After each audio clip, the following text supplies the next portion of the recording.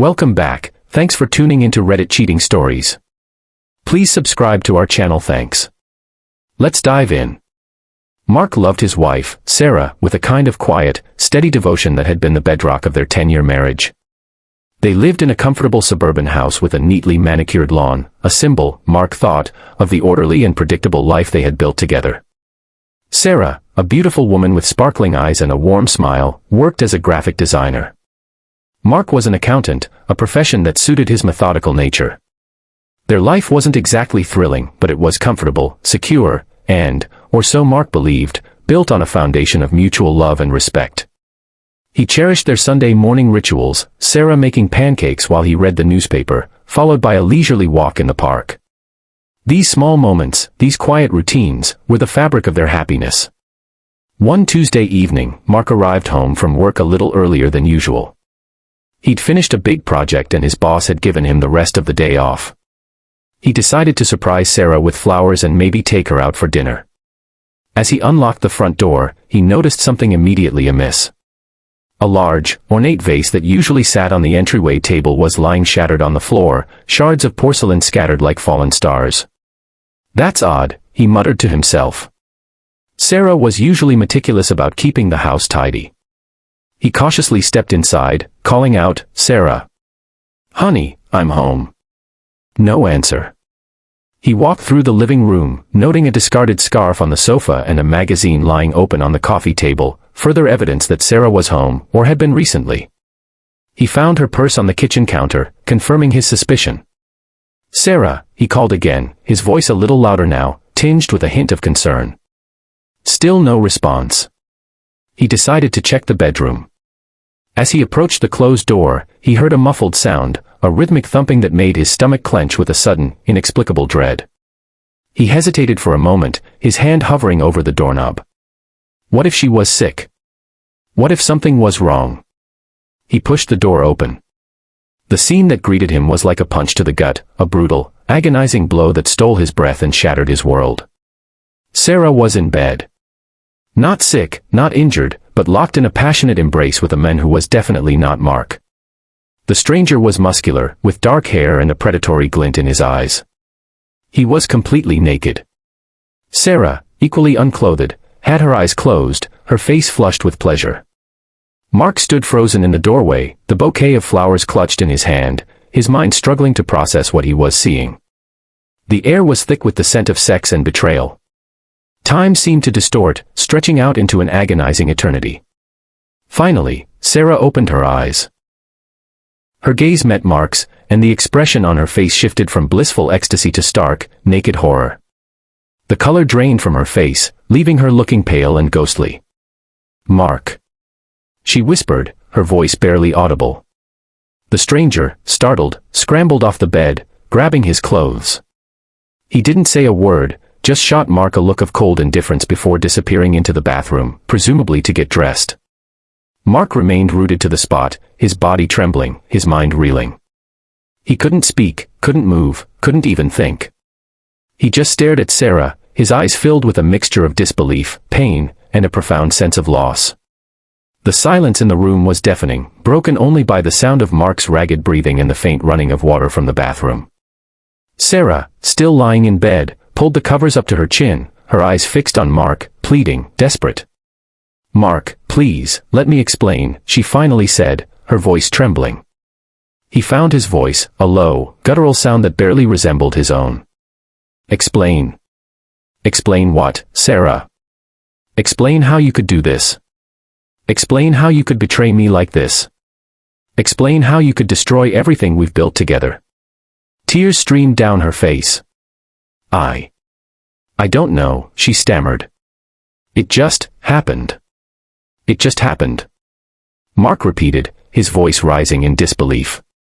"You just happened to be naked in our bed with another man. Is that what you're telling me?" He flung the flowers onto the bed, the petals scattering like drops of blood on the white sheets. The stranger emerged from the bathroom, fully dressed now. He glared at Mark. "Look, buddy, this isn't my problem," he said, his voice laced with arrogance. "You should keep your wife happy." He brushed past Mark and strode out of the bedroom, leaving the front door open behind him. Mark watched him go, feeling a surge of anger so intense that it threatened to consume him.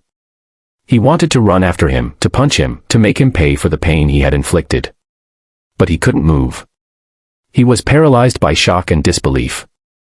He turned back to Sarah, who was still huddled in bed, sobbing uncontrollably. He looked at her, really looked at her, and saw not the woman he loved, but a stranger, a liar, a betrayer. "Get out," he said, his voice cold and hard. "Mark, please don't do this," she pleaded. "I'm so sorry. I made a mistake. I love you. Get out," he repeated, his voice unwavering. "I want you out of this house. I want you out of my life." Sarah continued to cry, but she didn't argue. She slowly got out of bed and began to gather her clothes. Mark watched her in silence, his heart aching with a pain he had never known before. Within an hour, Sarah was gone. She packed a suitcase with a few essentials and left the house, leaving behind a shattered vase, a broken marriage, and a man whose world had been irrevocably changed. The days that followed were a blur of pain and confusion. Mark went through the motions of his daily life, but he felt like a ghost, disconnected from everything around him. He couldn't eat, couldn't sleep, couldn't concentrate on anything. He called in sick to work, unable to face his colleagues. He spent hours wandering around the house, touching Sarah's things, remembering their shared moments, trying to understand how everything had gone so wrong. He looked at their wedding photos, at the smiling faces of two people who had promised to love each other forever, and felt a wave of nausea wash over him. He replayed the scene in the bedroom over and over in his mind, each time feeling the same crushing weight of betrayal.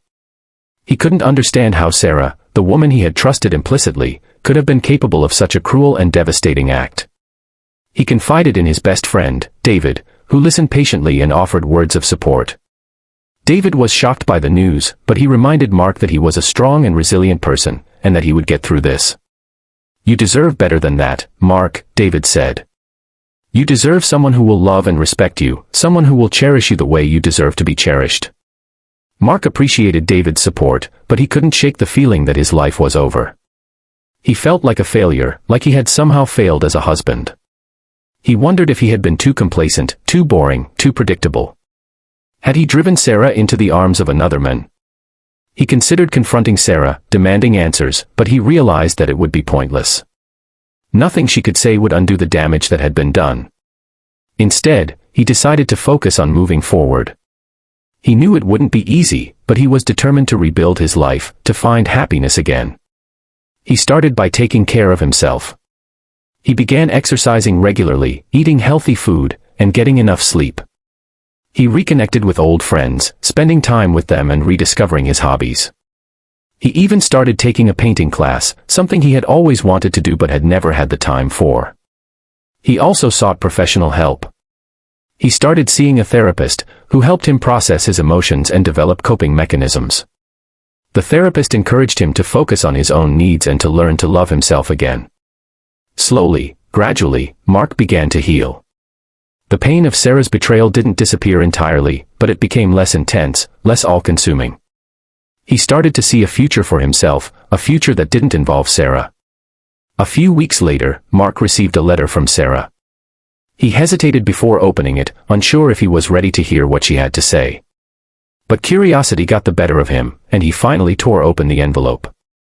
The letter was long and rambling.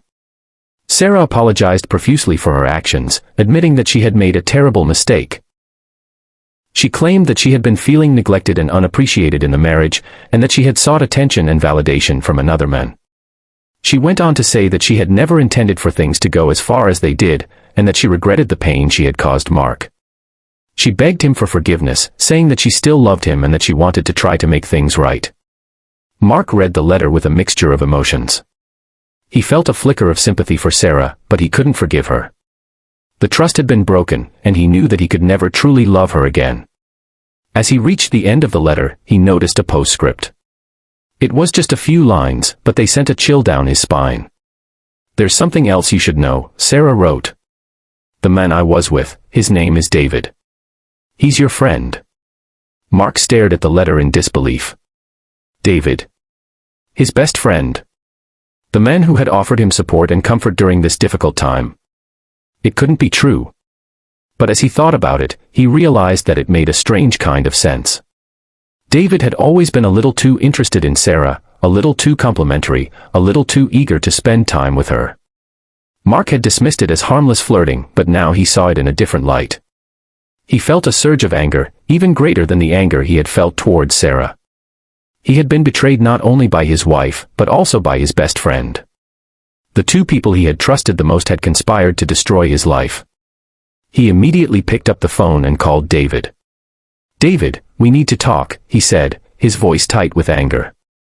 "Sure, Mark," David replied, his voice sounding a little too casual. "What's up?" "Don't play dumb with me, David," Mark said. "I know about you and Sarah." There was a long pause.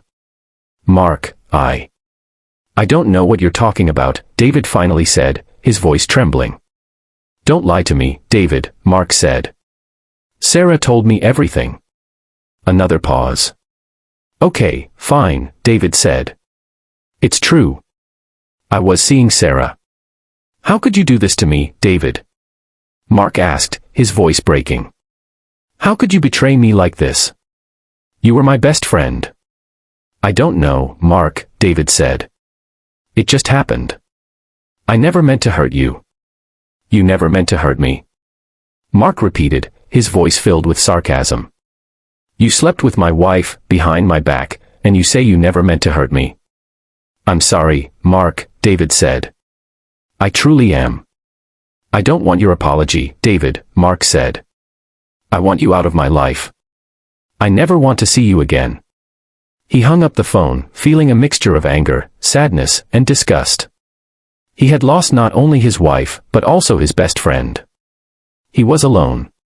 Despite the pain and betrayal, Mark refused to let himself be defeated. He knew that he had to move on, to rebuild his life and find happiness again. He threw himself into his work, determined to excel in his career. He started taking on new projects, working longer hours, and pushing himself to achieve his goals. He found that the challenge of his work helped to distract him from his personal problems. He also continued to pursue his hobbies. He spent more time painting, creating vibrant and expressive canvases that reflected his inner turmoil. He joined a hiking club, exploring the natural beauty of the surrounding countryside and finding solace in the peace and quiet of the wilderness. He even started dating again. It was difficult at first, putting himself out there after being so deeply hurt. But he realized that he deserved to be happy, and that he couldn't let his past experiences hold him back. He met several interesting women, but none of them felt quite right. He was looking for someone who was honest, kind, and compassionate, someone who would love and respect him for who he was. One day, he met a woman named Emily at his painting class. Emily was a talented artist with a warm smile and a gentle demeanor. They struck up a conversation and quickly discovered that they had a lot in common. They started spending time together, going to art galleries, hiking in the mountains, and simply talking for hours about their lives, their dreams, and their fears. Mark found himself drawn to Emily's kindness, her intelligence, and her unwavering optimism. He was hesitant to open his heart again, afraid of being hurt. But Emily was patient and understanding, and she gradually helped him to trust again. One evening, as they were sitting on a park bench watching the sunset, Emily turned to Mark and said, "You know, Mark, I really enjoy spending time with you. You're a kind and wonderful person, and I feel like I can be myself around you." Mark smiled. "I feel the same way about you, Emily," he said. "You've helped me to see that there's still good in the world, that it's possible to find happiness again." He reached out and took her hand. "Emily," he said, "I think I'm falling in love with you." Emily's eyes lit up. "I think I'm falling in love with you too, Mark," she said. They kissed, a soft and tender kiss that sealed their connection. Mark and Emily's relationship blossomed. They supported each other's dreams, celebrated each other's successes, and comforted each other during difficult times. They built a relationship based on trust, honesty, and mutual respect. Mark finally realized that Sarah's betrayal had been a turning point in his life, a painful but necessary step towards finding true happiness. He had learned that he was stronger than he thought, that he could overcome adversity, and that he deserved to be loved. He also learned the importance of forgiveness. He forgave Sarah, not because she deserved it, but because he needed to let go of the anger and resentment that had been consuming him. He forgave David, too, realizing that holding onto the bitterness would only hurt himself. A year later, Mark and Emily got married. It was a small and intimate ceremony, surrounded by their closest friends and family. As he looked at Emily standing before him, radiant and beautiful, Mark knew that he had finally found his soulmate. He had endured heartbreak and betrayal, but he had emerged stronger and more resilient. He had learned to love himself, to trust again, and to embrace the future with hope and optimism. His life wasn't perfect, but it was filled with love, laughter, and a deep sense of contentment. He had found a new beginning, a new chapter in his life, and he was ready to embrace it with open arms. 2 years after Mark and Emily's wedding, they were vacationing in Italy. As they strolled through a bustling market in Florence, Mark suddenly froze. He saw a familiar face in the crowd, Sarah. She looked different. Her hair was shorter, her clothes were simpler, and her face was etched with lines of sadness. She was with a young child, a little girl who looked to be about 3 years old. Mark instinctively grabbed Emily's hand. "It's Sarah," he whispered. Emily followed his gaze. "Oh," she said softly. "What do you want to do?" Mark hesitated. He hadn't seen Sarah since the day she left. He wasn't sure if he wanted to talk to her. But curiosity, and a lingering sense of compassion, got the better of him. "I think I should say hello," he said. He took a deep breath and approached Sarah. "Sarah," he said tentatively. Sarah turned around, her eyes widening in surprise. "Mark," she said, her voice barely audible. A flicker of recognition crossed the little girl's face. "Mommy, who's that?" she asked. Sarah knelt down and hugged her daughter tightly. "This is an old friend, Lily," she said. Mark smiled at the little girl. "Hello, Lily," he said. Sarah stood up and looked at Mark, her eyes filled with a mixture of sadness and regret. "It's been a long time," she said. "Yes, it has," Mark replied. I didn't expect to see you here," Sarah said. "We're on vacation," Mark said. "This is my wife, Emily." Emily stepped forward and extended her hand. "It's nice to meet you, Sarah," she said. Sarah shook Emily's hand. "Nice to meet you too," she said. An awkward silence fell between them. "So," Mark said, "how are you doing?" "I'm doing okay," Sarah said. "This is my daughter, Lily."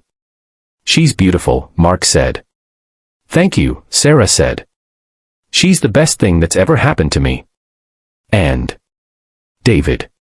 Mark asked hesitantly. Sarah's face clouded over. "We're not together anymore," she said. "It didn't work out." Mark nodded. He didn't need to ask for details. He could imagine what it had been like. "I'm sorry to hear that," he said. "It's okay," Sarah said. "I'm better off without him." Another silence fell between them. "Well," Mark said, "it was nice to see you, Sarah." "You too, Mark," Sarah said. I hope you're happy." "I am," Mark said. "I truly am." He smiled at Sarah and Lily, then turned and walked away with Emily. As they walked, Emily squeezed his hand. "That was interesting," she said. "Yeah," Mark said. "It was." He looked back at Sarah and Lily, who were walking in the opposite direction. He felt a pang of sadness for Sarah, but he also felt a sense of closure. He had seen her, he had talked to her, and he had realized that he no longer felt any anger or resentment towards her. He had moved on. He had found happiness. And he was grateful for the lessons he had learned, even the painful ones. He turned back to Emily and smiled. "Let's go get some gelato," he said. They walked hand in hand through the market, their laughter mingling with the sounds of the city. Mark knew that his life wasn't perfect, but it was good. He had found love, he had found peace, and he had found his own way to happiness. And that was all that mattered. That's it for today's story. What do you think? Let me know in the comments. And if you enjoyed this video, don't forget to like, subscribe, and turn on notifications so you never miss out on more amazing content. Thanks for watching, and I'll see you in the next one.